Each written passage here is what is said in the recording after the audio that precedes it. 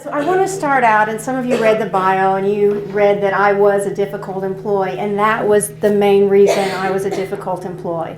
I started out, and I'd read Dale Carnegie's book, How to Win Friends and Influence People. Anybody read that?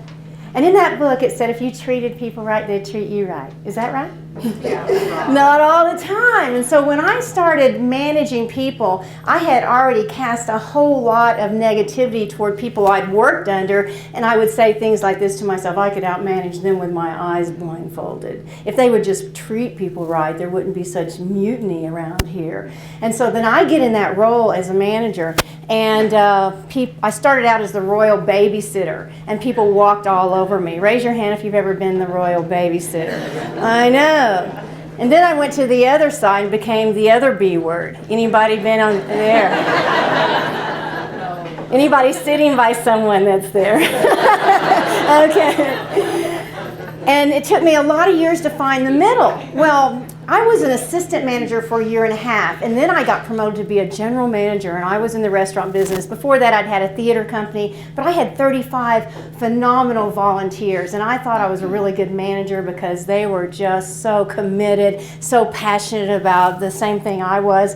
And little did I know that when I was an assistant manager and a manager, that wouldn't always be the case. And so I wasn't doing so hot, but I thought I was, I was keeping my head above the water. And then I got promoted to be a general manager. I had my first restaurant had 75 employees, and I thought I got promoted because I was so good. But later I found out the reason I got promoted is because there was a shortage. There weren't enough leaders to go around. Anybody ever wonder how their boss got their job? if you're sitting by your boss, that might not be funny. Don't laugh right now. Well, anyway, so I thought I had a high expectations of myself to perform and make all my team happy, and that never happened. But they did pretty well, and then I got to feeling like I'm making progress here. In fact, I got promoted up to another restaurant where I had 125 employees.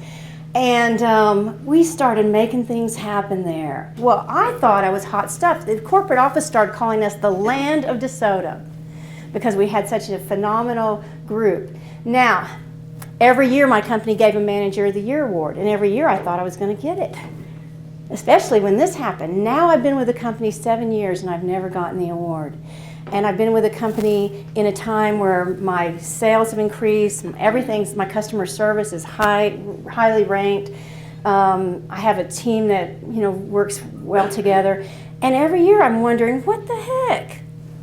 And no one ever comes to me to talk to me about being a district manager either. And all these people come in the company to get promoted up out from outside.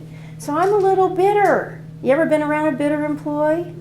But I'm only bitter toward corporate because it's the bad guys at corporate that do these kind of things. And then one year, they were going to give 5 Manager of the Year awards, and I knew I was in the top 5. And they were giving a brand new car with every award.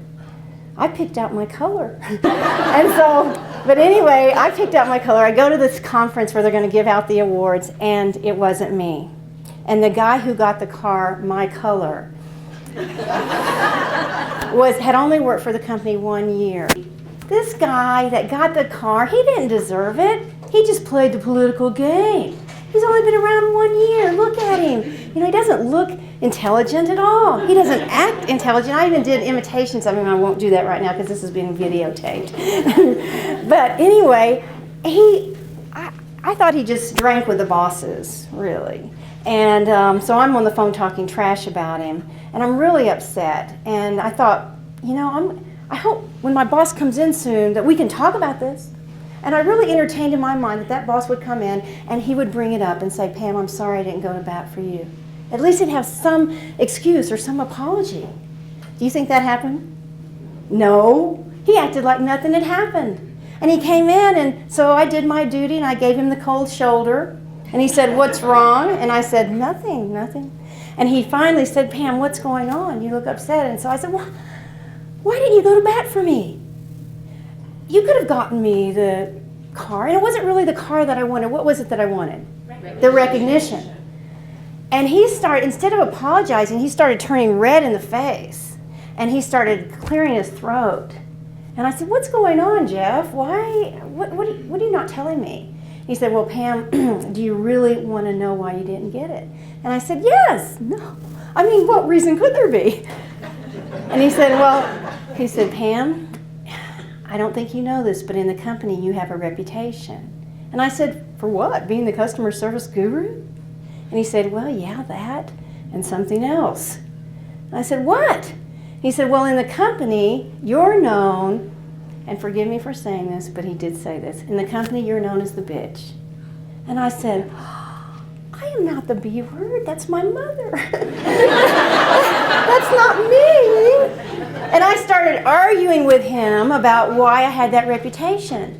And he stopped me about 5 minutes. He goes, I think what you're doing right now is part of how you got the reputation. I said, oh, I get it, because I'm not willing to do like Don does and pretend. Because I say it like it is. And I wasn't raised to hide the facts. I talk real. And you guys don't like that. And he said, Pam, it's not what you say, it's how you say it. And I didn't believe that for a minute. I walked off from that conversation. Do you think I changed anything? No, except for putting my resume out and trying to find another job. But I had a slight problem.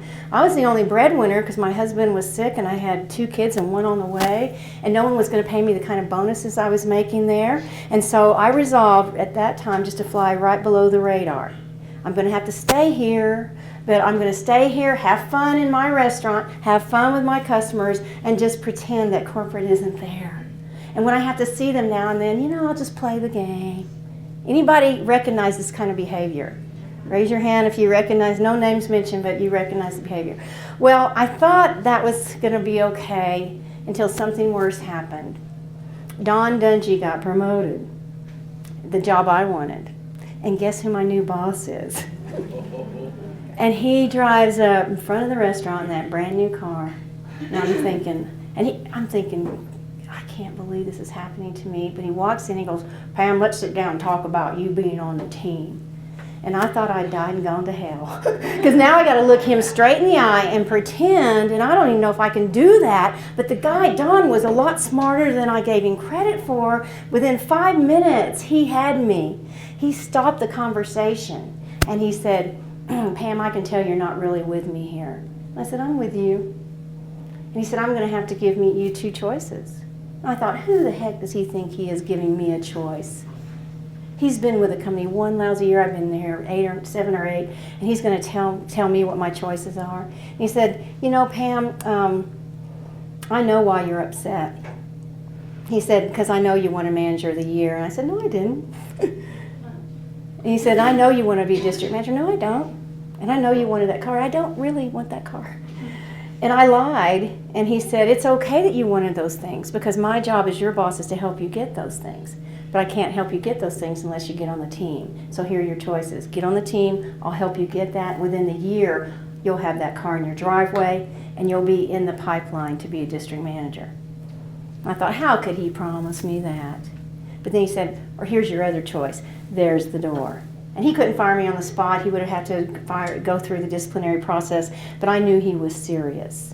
In fact, what he communicated to me that day was there are 2 places on my team. One place is the development place. The other place is the disciplinary place. Now, on my team, there's nobody in the middle. And right now, you want to be in the middle, and I can't let you stay there. I don't have time for that. It will drain me. And the sad thing is that many of us leave people there in the middle, don't we? Because we don't want to mess with it. And a lot of even CEOs and owners that I've consulted with all over the world have said, I'm dealing with bigger issues than someone's bad attitude. So, that's just Jim. We just have to put up with Jim. Is that true? The trouble is that if you let Jim's bad behavior stay there, it will eventually affect the quality on many fronts, the quality of whatever product that you're putting out there. You cannot separate quality when it comes to behavior and when it comes to results. And who will Jim punish if Jim is allowed to stay there with a bad attitude? Who would Jim punish? Everyone. And himself. And his family, and the world. Just like I was punishing my family, going home every night griping about things. What Don did is he made me make the choice. And here's what I said to Don. I said, okay, I'm on your team. And he could tell I was reluctant. And he said, okay, Pam, so in order for me to get you what you want, I've got to have you focus on changing 4 things. He said, if you'll change these 4 things, we'll get you what you want, because I know what's holding you back. And I said, I am not the B word. And here's where my life began to change. Because he said, it doesn't matter that you think you're not the B word. What matters is perception is reality. Perception is everything. And if you don't start changing that perception, you're stuck. You might as well get real comfortable, because you're not going anywhere in this organization. And no one had ever said that to me before. Why do you think no one had ever told me that, really? I mean, Jeff had tried to tell me that I was the B word, but he never made it so crystal clear. Why do you think no one told me? We don't want confrontation. Because we hate confrontation. Another reason? You wouldn't hear it. I wouldn't listen to it. It's not worth your breath to talk to me, because I'm not going to change anyway. And fear of retaliation. Fear of retaliation, that's a biggie. And the thing is, have you ever tried to talk to the B word before? Do they change? Not usually, or they might change. Oh, every day. And she's proud of it. Actually, in all seriousness, the B word may change for 5 days. Is that true? The B word may change for 5 days. But then after that, what happens? They go right back. Whether it takes 5 days or 30 days, then you wake up one morning and you go, they're doing it again. I can't believe they're doing it again. And I got to work with them again. And then finally, what happens to a lot of managers, they quit talking to them. They just let it go. The rest of you, if some of you want to be the leader that gets the best results, you're going to have the second conversation during your first to stop that negativity, to make sure that you don't have to wake up with indigestion. And I'm going to talk about how to do that. And actually, I'm going to guarantee that each one of you will go away today with at least 1 or 2 or maybe more things that you can start implementing today or tomorrow and start having less indigestion at work when it comes to working with difficult people. And I have talked to some of you who say they have a great team and that's not an issue. But is it true that even if you're lucky enough to have a great team today, does that guarantee you'll have a great team tomorrow? No.